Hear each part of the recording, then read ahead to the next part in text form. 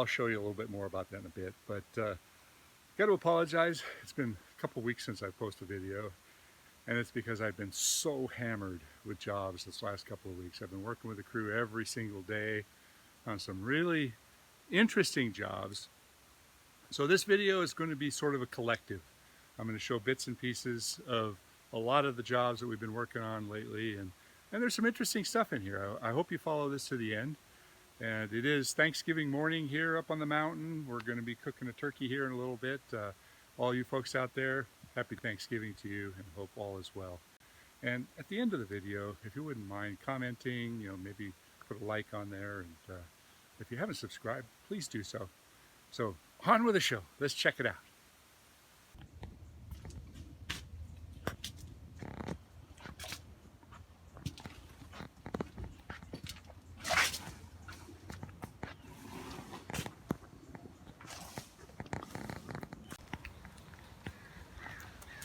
I think this is the biggest Canary Island pine I think I've ever seen. It's got some really long branches. Some of them have been stubbed off before. You see where that one now has two tops coming off of it. Probably ought to take off the one on this side. Got a building underneath it, so we do have to be careful. A little decorative fence, a little fountain over there. So we're going to do the best we can on this tree in a day and clean it out and try to lighten up some of these really heavy limbs. I've got the bucket on that side so I can do some of the lower stuff over here.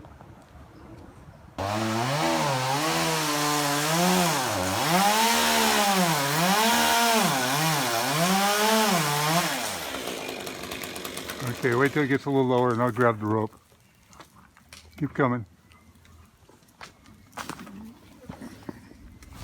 Feels like it's snowing. Hold it. Oh, you lowered it too far. You lowered it on that side. Eric.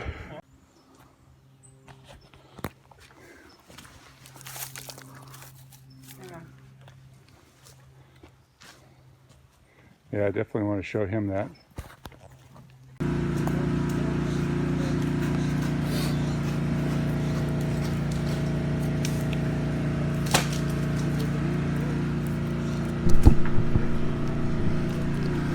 Well, this was definitely a challenging job. We got it all done in one day for the three of us, but it was quite a cleanup. Honestly, we could spend more time. But while I was up there in the air, I saw across in the distance this redwood tree that had been topped, and you can clearly see what happens when you top a redwood tree. And this is the tree when it was pretty much done. You can see how big it is. It's an old tree. It was a tough job with mountains of dead stuff coming out of this tree, and there were some broken limbs. A magnificent old California pepper with a serious problem. All of this is rotten, ready to break out. And if you look up inside here, at one time, a long time ago, somebody poured concrete down in here thinking that that would be a solution. It doesn't do anything. It just makes it difficult to cut the tree down when it finally falls apart. You can see it didn't stop any of the decay. The decay just continued to get worse. And it's an old world technique that has been proven to be of no value whatsoever. So when the time does come for bringing this down, it's going to be a real nightmare cutting through that with a chainsaw. Well, it won't work. Taking out a double trunk Pitosporum, and it's a really old tree. The house is pretty old, and I counted 80 rings in this big bad boy. And I started cutting it down, and I realized that because it's a double trunk, inside between the two trunks, got quite a collection of buildup of years and years of debris and soil, and you really don't want to cut through that. But I'm going to grind this stump out, so I'm going to use the Alpine. I want to get it as low as I possibly can. So I opted to pick a smaller, less expensive chain because if the dirt goes all the way through and you cut into the dirt, it dulls the chain pretty fast. So I'm almost all the way through. Let's see what it looks like. All right, go ahead and pull it back towards you. It'll come right off. I cut it low enough. Yeah, good. There's a lot of dirt. I cut through a little bit of dirt, but yeah, not too bad. Not too bad.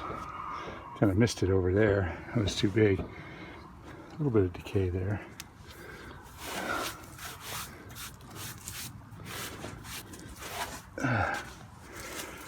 Kind of a shame. It was a really nice tree, but apparently it's cracking the foundation.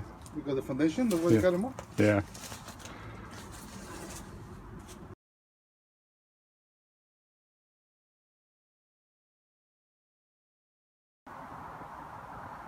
Oh, when will I learn?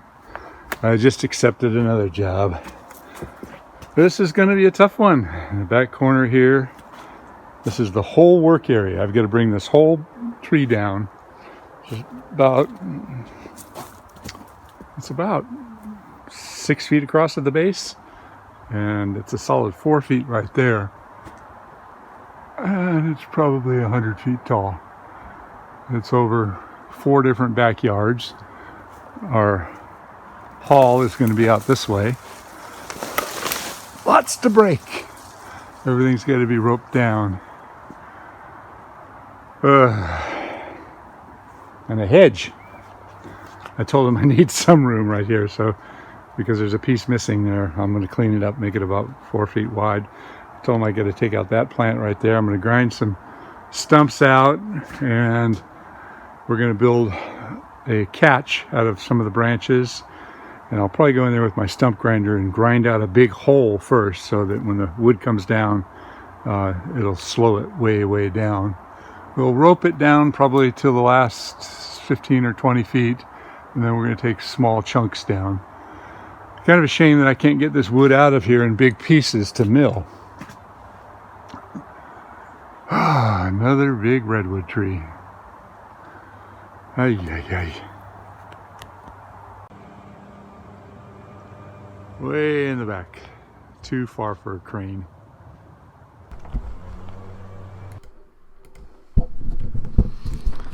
So it's another difficult removal we did. We did this last week. We got this whole thing done in a day, believe it or not. It was a pretty good sized tree. We really bust our ass to get this done. Jorge did the upper canopy, and I did the lower work. We kind of split it up because it was a lot of strenuous work. Jorge did a really good job. You know, we did have an area to drop some brush, but we couldn't really trash the driveway any worse than it already was. So the soft stuff goes down. It didn't do too much damage, especially if it goes sideways like that piece. But when it came to the wood, we did pile up a lot of stuff on the bottom. We piled up a lot of the brush, so it dampened the blow for a couple of reasons. If you hit a high point or a root or something, these pieces can rock it off. And as it was, we did have a couple of pieces that shot out into the road. All in all, the job went pretty good, but oh man, it was heavy wood, heavy wood. We ended up, let's see, we got it down to about 20-25 feet before lunchtime, and I ended up going up in the bucket truck and piecing down the last bit of it with the bucket.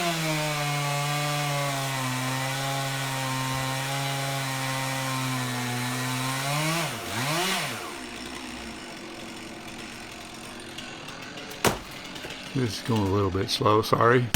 There we go.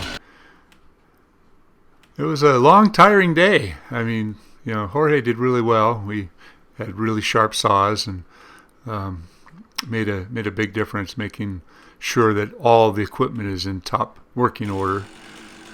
Nothing worse than getting up in a tree and having something bog out on you. You know, if you're working along and all of a sudden the saw doesn't run really good, or if it's not sharpened to perfection, or if you've got a burr on the bar, anything that messes you up. And it's so easy to have that happen. Alright, so now I'm taking over. Look at this, I put a hook on the back of my bucket there, which was just an afterthought, and it turned to be such a godsend for holding that big saw. It was, every time I take a big saw up in the tree in the bucket, I don't really have a good spot to work with it. You know, it's just all over the place. There's the adjacent pine. You can see it's on its way out too. He just took out a permit for the one tree, and I went straight up in the bucket, and I was kind of looking around the neighborhood. Every once in a while I like to go sky high in the bucket and get a kind of a bird's eye view of the neighborhood. As you can see, there are a lot of trees in Saratoga, a lot of big old trees. All right, this next part, I got it down to about, I think of a 16, 18-foot trunk, and we decided to fell the trunk. But the trunk was pretty much straight up and down. So I cut a nice wedge in the front, and I'm coming back with my 500i, and the bar wasn't quite long enough. It didn't quite reach, so I came in from both sides.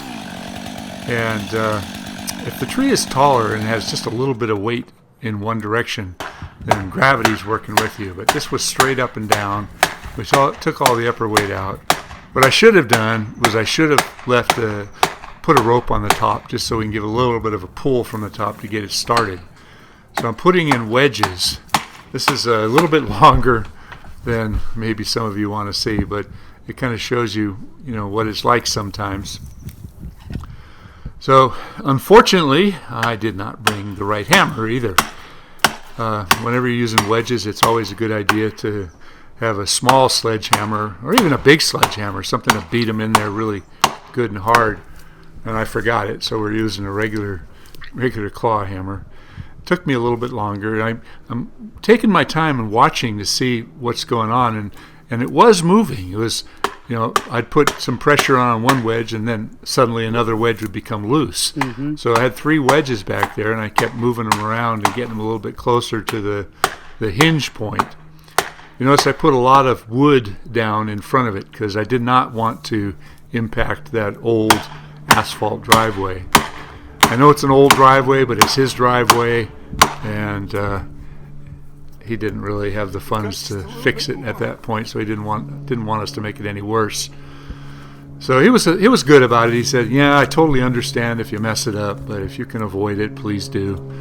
So we put a little bit of extra effort into it. And as it was, we didn't damage anything. It turned out just fine. So I got to a point where I knew I had to do just a little bit more cutting. The hinge wood that I was leaving in there was just a little bit too wide. Now you got to be careful when you're cutting, because if you screw up and cut all the way through, then you lose all control. Right now this is just a big piece of wood that's just standing straight up and down, and the only thing that really gets it going in the right direction are these wedges that's pushing it a little bit. But you have to leave that hinge all the way across. And I did mess up just a little bit on the hinge, and I'll show you in a little bit what my mistake was. But you do notice that I'm taking my time and I'm really looking it over. I'm not just going at it with a vengeance.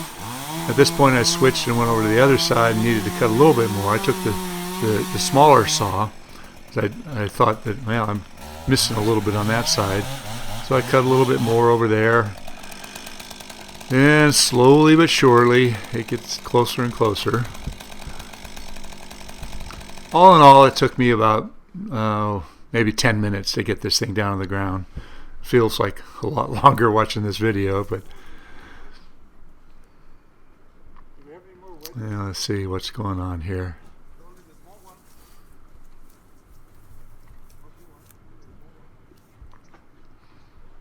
I was getting a little bit frustrated because I knew something was hanging it up.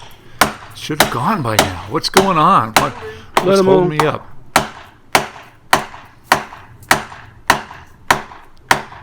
Let me bring the bar. The bar? That'll do it.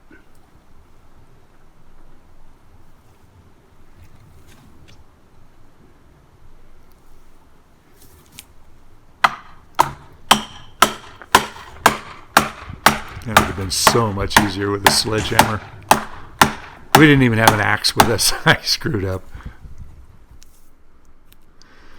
Some days I'm so well prepared, and other days I show up at the job site and I think, damn, I forgot such and such. And I know you can all relate.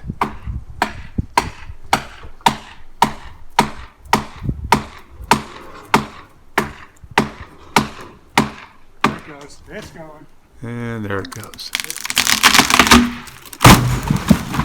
I also wanted to keep this log up off the ground for easier cutting. There you can see the shape of the wedge there, or the hinge. I buried the bar here, so I had a little bit wider piece. The rest of it, the hinge was pretty good all the way across.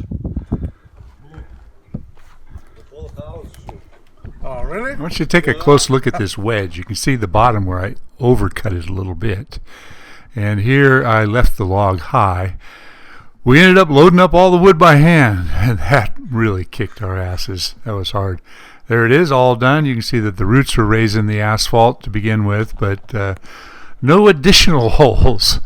So I think we did pretty good on this. Counted the rings, it was about 45 years old. Not that old. All right, this is yet a different job. That was a big deodar cedar that we pruned. I didn't get any video to speak of on this one. That was an all-day long job.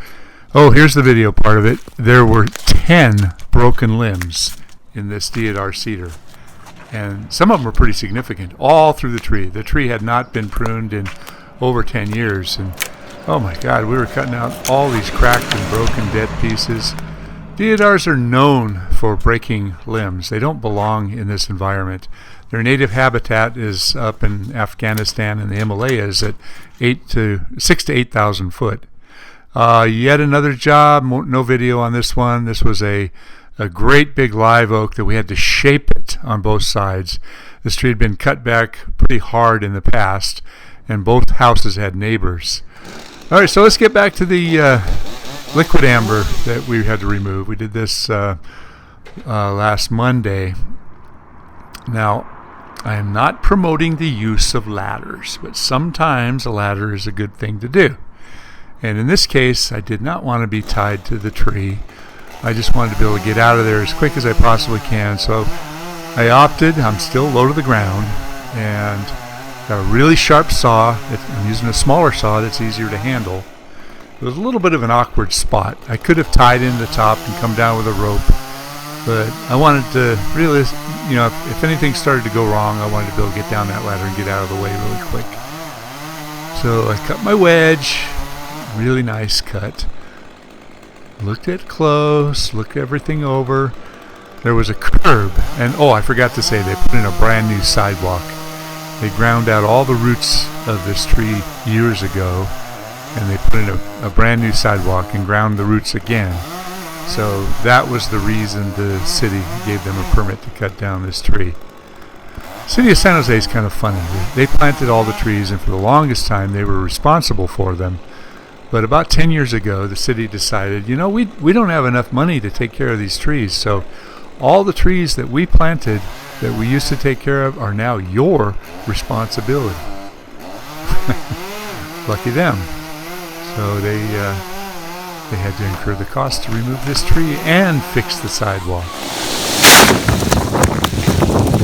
Now I set the camera up on next to a fire hydrant right there. And I thought, is this far enough? And it was close. It came really close. It was just my iPhone. That was fun. I enjoyed that job.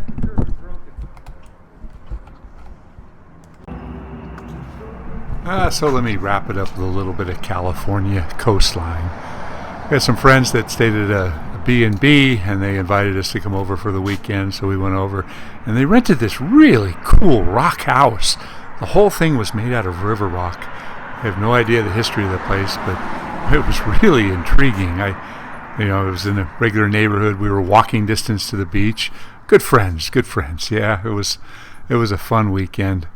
My wife and I went down there, this other couple with their young child, and got to walk down, see the sunset by the lighthouse, listen to music.